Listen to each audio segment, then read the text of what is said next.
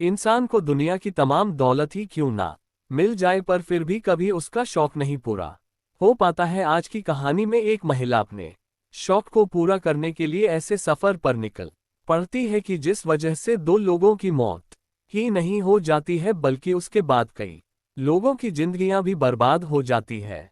वाकई में दोस्तों, आज की जो कहानी है ये आपको भी सोचने और समझने पर मजबूर कर देने वाली है कि आज भी हमारे समाज में ना जाने कैसे कैसे विकृत मानसिकता के लोग भरे पड़े हैं। नमस्कार, आदाब, मैं हसमदी और आप देख रहे हैं सफर क्राइम तक। आज की जो सच्ची घटना मैं आपको सुनाने वाला हूं, ये घटना है पंजाब प्रदेश के लुधियाना शहर की। लुधियाना का एक पुलिस चौकी पड़ता है जिसका नाम है मुंडिया। बात कर रहा हूं मैं 7 मई की सुबह के करीब 5 बजे के आसपास। दरअसल इसी मुंडिया पुलिस चौकी में एक व्यक्ति फोन करता है और पुलिस वालों से कहता है कि साहब, मैं गुरु तेग बहादुर मोहल्ले से बोल रहा हूं। दरअसल मेरे मोहल्ले के एक घर में 2 लोगों की गोली मार करके हत्या कर दी गई है। आप जल्दी से आ जाए। पुलिस को जैसे ही सूचना मिलती है, पुलिस फौरन अपने टीम के साथ जब घटना स्थल पर पहुंचती है तो देखती है कि एक घर के बाहर काफी लोग मौजूद थे और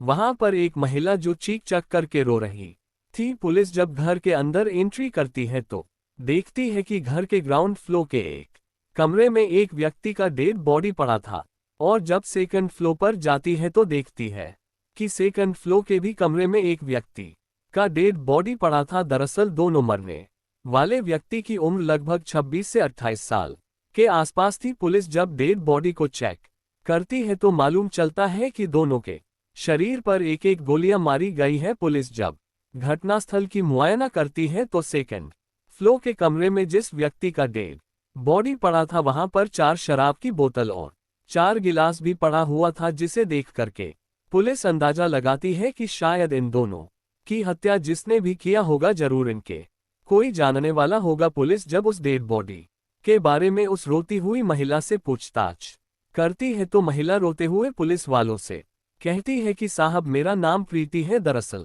मरने वाला कोई और नहीं बल्कि मेरा ही पति विजय कुमार है, और जो सेकंड फ्लोर पर डेड बॉडी पड़ा है वो मेरे पति का दोस्त राकेश का है। पुलिस जब इस बारे में प्रीति से पूछताछ करती है कि यह सब कैसे हुआ है और किसने किया है, इसमें प्रीति पुलिस वालों को जवाब देती है कि साहब, मेरे घर के अंदर 2 लोग आए थे। दरअसल वो दोनों ही मेरे पति के दोस्त हैं, लेकिन मैंने उन दोनों को पहले कभी नहीं देखा था। पुलिस प्रीति से कहती है कि जो कुछ भी हुआ है हमें साफ साफ बताओ। इस पर प्रीति पुलिस वालों से कहती है कि साहब, मेरे पति और उसके दोस्त मेहनत मजदूरी का काम करते थे और मैं एक ब्यूटी पार्लर में काम करती हूँ। कल हम सबके सब छुट्टी पे थे।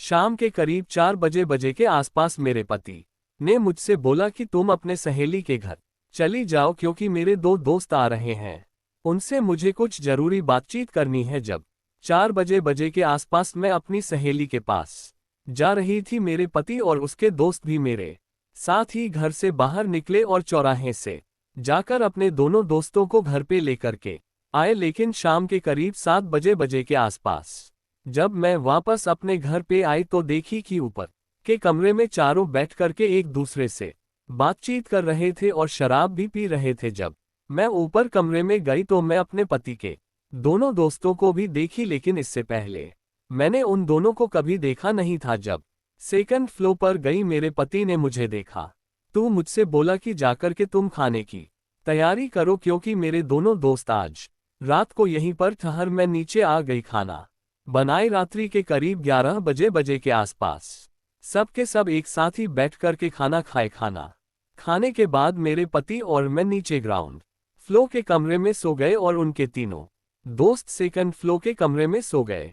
लेकिन रात्रि के जब 12 बजे बजा, उनमें से एक दोस्त उठ कर के आया और आकर दरवाजा खटखटाने लगा। जब मैं दरवाजा खोली वो सीधे मेरे कमरे में एंट्री कर गया। तब तक मेरे पति भी जग चुके थे। ना जाने उसने क्या मेरे पति को इशारा किया कि मेरे पति फिर से मुझसे बोला कि तुम घर से बाहर थोड़ी देर के लिए चले जाओ, मुझे कुछ जरूरी बातचीत करनी है। जब मैं अपने कमरे से बाहर निकली करीब 1 घंटे के बाद मुझे गोली चलने की आवाज सुनाई दी। जब मैं अपने कमरे में एंट्री की तो देखी कि बेड पर मेरे पति का डेड बॉडी पड़ा हुआ है। अभी मैं अपने पति की डेड बॉडी को देख ही रही थी, तभी मुझे दूसरी गोली चलने की आवाज सुनाई दी। दरअसल दूसरी गोली की आवाज मुझे सेकंड फ्लोर से सुनाई दिया। जब मैं सेकंड फ्लोर पर गई तो देखी कि मेरे पति के दोस्त राकेश की भी हत्या कर दिए थे और उनके हाथ में एक पिस्टल भी था। लेकिन जब दोनों ने मुझे सामने देखा, उसी पिस्टल को मुझे दिखाकर धमकाने लगे कि अगर तुमने चीखने और चिल्लाने की कोशिश की तो हम तुम्हें भी जान से मार देंगे। उसके बाद से दोनों नीचे उतर के आए और खुद मेरे पति का स्कूटर लेकर मौके से फरार हो गए। रात्रि के करीब 4 बजे के आसपास जब यहां से दोनों फरार हो गए, उसके बाद है मैं चिखना चिल्लाना शुरू की। चीख पुकार सुन करके आस पड़ोस के लोग भी इकट्ठा हो गए। प्रीति जब ये पूरी कहानी पुलिस को बताती है तो इसे सुनकर के पुलिस को भी बड़ा अजीब सा लगता है। दरअसल पुलिस को लगता है कि शायद प्रीति झूठ बोल रही है, इसलिए पुलिस अब पड़ोसियों से भी पूछताछ करती है। तो पड़ोसी भी पुलिस वालों को जवाब देता है कि हाँ साहब, हमने 2 गोलियां चलने की आवाज सुनी थी, उसके बाद से स्कूटर की भी आवाज आई थी। लेकिन जब हम लोग अपने घरों से बाहर निकले तब तक दोनों ही अपराधी मौके से फरार हो चुके थे। पुलिस सबसे पूछताछ करने के बाद सबसे पहले दोनों डेड बॉडी को अपने कब्जे में लेकर पोस्टमार्टम के लिए भेज देती है और फिर प्रीति के हित तहरीर पर धारा 302 के तहत अज्ञात अपराधियों के विरोध में मुकदमा दर्ज करती है और इस केस की जांच पड़ताल करना शुरू कर देती है। पुलिस अपनी तमाम कोशिश कर लेती है, लेकिन बावजूद इसके उन दोनों अपराधियों के बारे में पुलिस को कुछ भी नहीं मालूम चलता है। लेकिन पुलिस को एक बात बड़ा अजीब सा लगता है, क्योंकि पुलिस जब प्रीति के घर में जाती है तो देखती है कि घर के अंदर तमाम तरह के ऐसो आराम का सामान मौजूद था, जिसे देख करके पुलिस अंदाजा लगाती है कि विजय जो मेहनत मजदूरी का काम करता था, तो फिर उसने इतने सारे महंगे सामान खरीद कैसे लिया है। दरअसल पुलिस को ये यकीन ही नहीं होती है कि विजय मेहनत मजदूरी करके इतने बेहतर तरीके से अपने जीवन को व्यतीत कर रहा था। इसीलिए पुलिस और विजय के बारे में आस पड़ोस के लोगों से पूछताछ करती है। आस पड़ोस के लोग भी कहते हैं कि हाँ साहब, विजय मेहनत मजदूरी का ही काम करता था, लेकिन पुलिस पड़ोसियों के भी बात पर यकीन नहीं करती है। दरअसल पुलिस अब सच्चाई पता लगाने के लिए अपने खब को काम पर लगा देती है। तभी एक दिन खबरी थाने में जाता है और पुलिस वालों से कहता है कि साहब, विजय मेहनत मजदूरी का काम तो करता था, लेकिन वह सिर्फ एक दिखावा था। दरअसल विजय एक गिरोह से जुड़ा हुआ था, जिसमें वह अपने दोस्त के साथ लूट का अंजाम देता था। खबरी जब ये सारी सच्चाई पुलिस को बताता है, उसके बाद से पुलिस भी अब सोच में पड़ जाती है कि शायद और उसकी दोस्त की हत्या उसके साथियों ने ही किया होगा।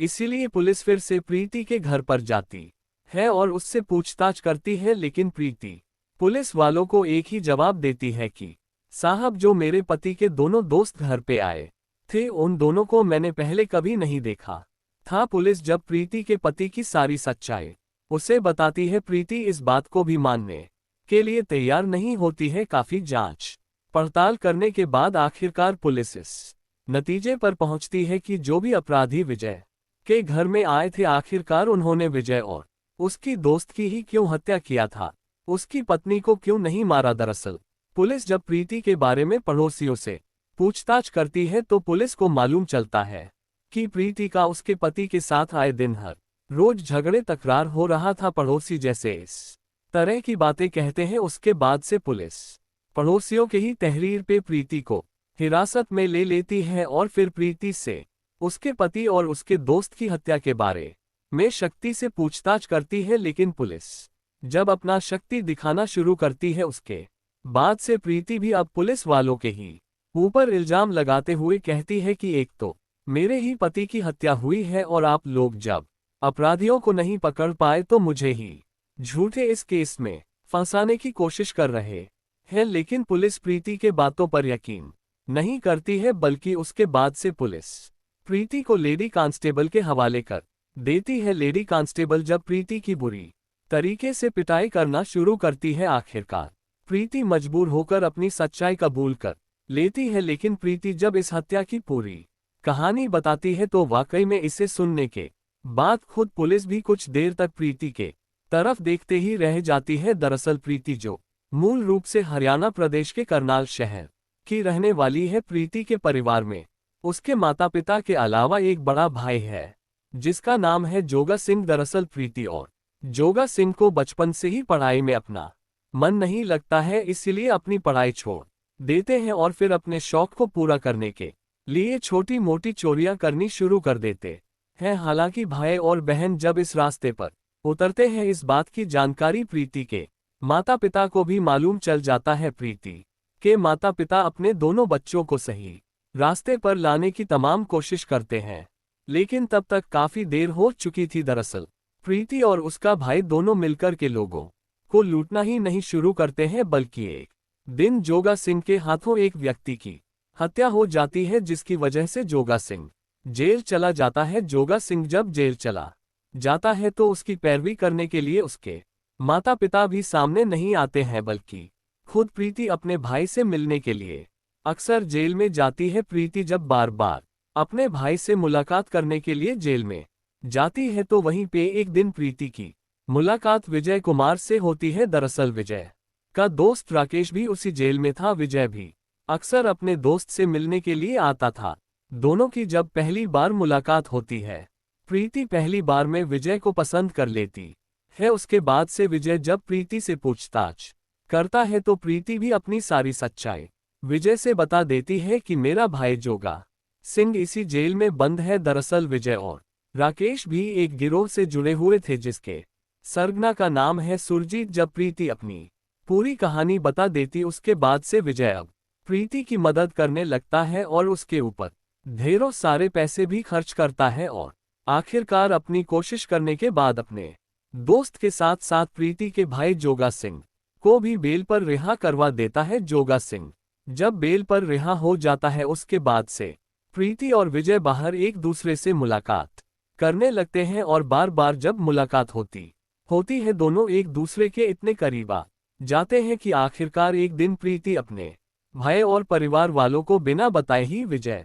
से कोर्ट मैरिज कर लेती है। लेकिन प्रीति जब विजय से कोर्ट मैरिज कर लेती है, उसका भाई जोगा सिंह इसके खिलाफ हो जाता है, क्योंकि जोगा सिंह विजय के करतूतों के बारे में बेहतर तरीके से जानता था। इधर विजय जब प्रीति से शादी कर लेता है, उसके बाद से हरियाणा प्रदेश को छोड़ देता है और पंजाब शहर के लुधियाना में जाता है और वहां के तेग बहादुर मोहल्ले में एक किराए का कमरा ले लेता है और फिर अपनी पत्नी के साथ रहता है और अपने साथ अपने दोस्त राकेश को भी रखता है। दरअसल विजय हरियाणा प्रदेश इसलिए छोड़ देता है कि उसे डर सताने लगता है कि आज नहीं तो कल एनकाउंटर में मारा जाएगा, और प्रीति से भी इसलिए शादी करता है क्योंकि जब वह किसी दूसरे राज्य में जाएगा तो महिला साथ में होने की वजह से आसानी से उसे किराए का कमरा मिल जाएगा। लुधियाना शहर में जब अपनी पत्नी के साथ आ जाता है, उसके बाद से अपनी पत्नी को सारी सच्चाई बताता है। हालांकि प्रीति को जब अपने पति की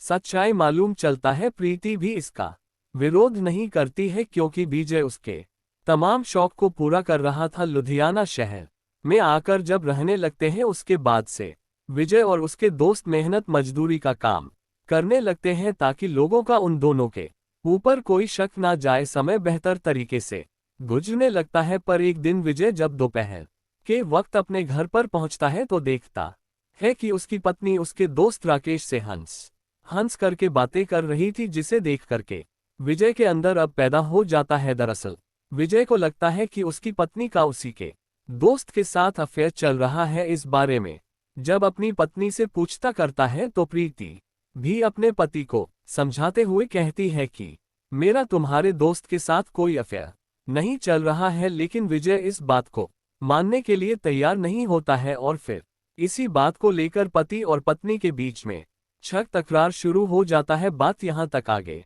बढ़ जाती है कि कभी कभार विजय अपनी पत्नी के ऊपर हाथ भी उठा देता है, जिसकी से प्रीति भी अब अपने पति से नफरत कर बैठती है। जब कुछ दिन का समय गुजरता है, एक दिन उसके सरगना के मालिक सुरजीत भी अपने दोस्त सोनू डागर के साथ विजय के घर पर पहुंच जाता है। विजय के घर पर जाता है तो उससे कहता है कि दरअसल हमें पुलिस ढूंढ रही है, इसीलिए हम चाहते हैं कि कुछ दिनों तक तुम्हारे घर पर रहे। विजय के ही घर पर ठहरने की जब बात कहता है, विजय भी अपने घर में दोनों को पनाह दे देता है, पर सुरजीत जब विजय के घर में कुछ दिन रहता है और उसकी पत्नी प्रीति को जब देखता है तो प्रीति की खूबसूरती देख उसका दीवाना हो जाता है और एक दिन उसे लालच देते हुए कहता है कि मैं पिछले कुछ दिनों से देख रहा हूं कि विजय तुम्हारे साथ सही तरीके से पेश नहीं आ रहा है। तुम्हें तो मालूम ही होगा कि मैं इस सरगना का मालिक हूं, इसीलिए मैं चाहता हूं कि तुम विजय को छोड़कर मेरे पास आ जाओ। मैं तुम्हें दुनिया की तमाम खुशी दे दूंगा। सुरजीत जब अपनी दिल की बात प्रीति से कहता है, इधर प्रीति भी अपने पति से इस प्रकार से नफरत कर बैठी थी कि आखिरकार सुरजीत के बातों में आ जाती है। दोनों एक साथ रहने का वादा तो कर लेते हैं, लेकिन सबसे बड़ी दिक्कत हो जाती है कि आखिरकार विजय के रहते हुए दोनों शादी कैसे करेंगे। हालांकि सुरजीत चाहता तो प्रीति को अपने साथ भगा कर लेकर जा सकता था, लेकिन सुरजीत ये सोचने लगता है कि जिस दिन अगर वह प्रीति को अपने साथ लेकर के चला जाएगा तो कहीं उसके पीठ पीछे विजय ना हमला कर दे। इसीलिए विजय को ही हमेशा के लिए इस दुनिया से ही हटाने का तय कर देता है और विजय को जब इस दुनिया से हटाने के लिए प्रीति से बातचीत करता है तो प्रीति भी उसका साथ देने के लिए तैयार हो जाती है। साथ ही साथ सुरजीत प्रीति को ये भी लालच देता है कि तुम्हारा भाई जो जोगा सिंह है उसके पास करोड़ों की संपत्ति है जिसमें तुम्हारा भी हक बनता है, लेकिन सारी संपत्ति पर वह खुद कुंडली मार कर के बैठा हुआ है। जब तुम्हारे पति को इस दुनिया से हटा देंगे, तुम्हारी प्रॉपर्टी को लेकर जोगा सिंह से भी बातचीत करेंगे। अगर उसने तुम्हारा हक दे दिया तो ठीक है, वरना तुम्हारे भाई को भी इस दुनिया से हटा देंगे। जोगा सिंह को भी जब इस दुनिया से हटाने के लिए कहता है प्रीति उसके लिए भी तैयार हो जाती है, लेकिन सुरजीत अपने आगे के प्लान के बारे में प्रीति को नहीं बताता है। दरअसल सुरजीत आगे का प्लान बनाता है कि प्रीति से शादी करने के बाद जब उसके भाई की हत्या करेंगे और जब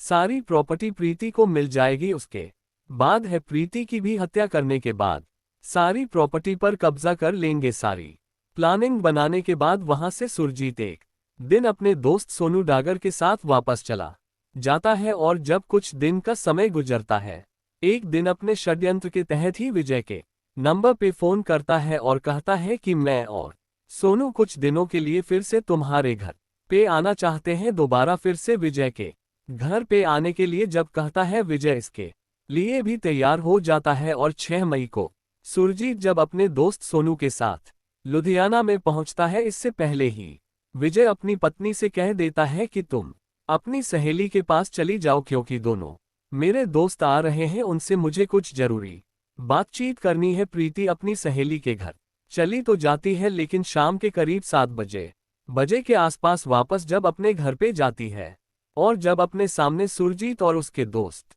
सोनू डांगा को देखती है तो देख करके एकदम से खुश हो जाती है। दरअसल प्रीति को यह पूरा यकीन हो जाता है कि आज सारा मामला ही साफ हो जाएगा। रात्रि का जब खाना बनता है, सबके सब एक साथ ही बैठ करके खाना खाते हैं और खाना खाने के बाद विजय अपनी पत्नी के साथ ग्राउंड फ्लोर के कमरे में सो जाता है और उसके तीनों दोस्त ऊपर के कमरे में सोने के लिए चले जाते हैं। लेकिन रात्रि के जब 12 बजे बज जाता है, करीब 12 बजे के आसपास सुरजीत अपने दोस्त सोनू के साथ नीचे उतर करके आता है और आकर दरवाजा खुलवा आता है। इधर प्रीति जैसे ही दरवाजा खोलती है, उस वक्त कमरे के अंदर विजय गहरी नींद में सो रहा था। सोते वक्त ही सुरजीत अपने पास से एक तमंचा को निकालता है और उसी तमंचे से विजय के ऊपर गोली चला देता है, जिसकी वजह से विजय की घटना स्थल पे ही मौत हो जाती है। उसके बाद से अपने दोस्त के साथ सेकंड फ्लोर पे जाता है तो देखता है कि राकेश भी अपने कमरे में गहरी नींद में सो रहा था। सोते वक्त ही उसी हथियार से राकेश के ऊपर भी एक गोली चला देता है, जिसकी वजह से राकेश की भी मौत हो जाती है। उसके बाद से दोनों बड़े आराम से घर से बाहर निकलते हैं और विजय का ही स्कूटर स्टॉप करके मौके से फरार हो जाते हैं। जब दोनों वहां से फरार हो जाते हैं, उसके बाद से प्रीति अपना नाटक करना शुरू करती है और जोर जोर से चिखल चिल्लाने लगती है। वाकई में प्रीति जब ये पूरी कहानी पुलिस को बताती, उसके बाद से पुलिस प्रीति के तहरीर पे सुरजीत और उसके दोस्त सोनू दोनों को ढूंढना शुरू कर देती है। पुलिस अपनी तमाम कोशिश कर लेती है, लेकिन इसके बावजूद भी दोनों का कहीं कुछ पता नहीं चलता है। पुलिस प्रीति को गिरफ्तार कर लेती है, अगले दिन जिला अदालत में पेश करती है, जहां से उसे जेल भेज दिया जाता है। दोस्तों, इस पूरी घटना के बारे में आप क्या सोचते हैं? आप अपनी राय हमें कमेंट बॉक्स में जरूर दीजिएगा। जाते जाते मैं आपको बता दूं कि कुछ मेरे व्यूवर्स हैं जो रोजाना मेरे इस वीडियो को देखते ही नहीं है, बल्कि अपना कीमती समय निकालकर मुझे अपना प्यार भी देते हैं, जिनमें से एक का नाम है जगदीश सिंह। जगदीश सिंह जो मुक्तसर पंजाब प्रदेश के रहने वाले हैं। दूसरे मेरे व्यूअर हैं बिलाल अहमद। बिलाल अहमद जो चंदौली उत्तर प्रदेश के रहने वाले हैं। तीसरे मेरे व्यूअर हैं अखिलेश अग्रहरी। अखिलेश अग्रहरी जो लुधियाना पंजाब प्रदेश के रहने वाले हैं। चौथे मेरे व्यूअर हैं केदारनाथ सिंह। केदारनाथ सिंह जो प्रतापगढ़ उत्तर प्रदेश के रहने वाले हैं। लास्ट मेरे व्यूअर हैं मोहम्मद इमरान। मोहम्मद इमरान जो जिला गोंडा उत्तर प्रदेश के रहने वाले हैं, लेकिन कुवैत में रहकर के नौकरी करते हैं और वहीं से इस वीडियो को देखते हैं। मैं आप तमाम व्यूअर्स को तहे दिल से शुक्रिया अदा करता हूं। कल फिर मिलते हैं एक और नई सच्ची घटना के साथ। तब तक के लिए जय हिंद, जय भारत।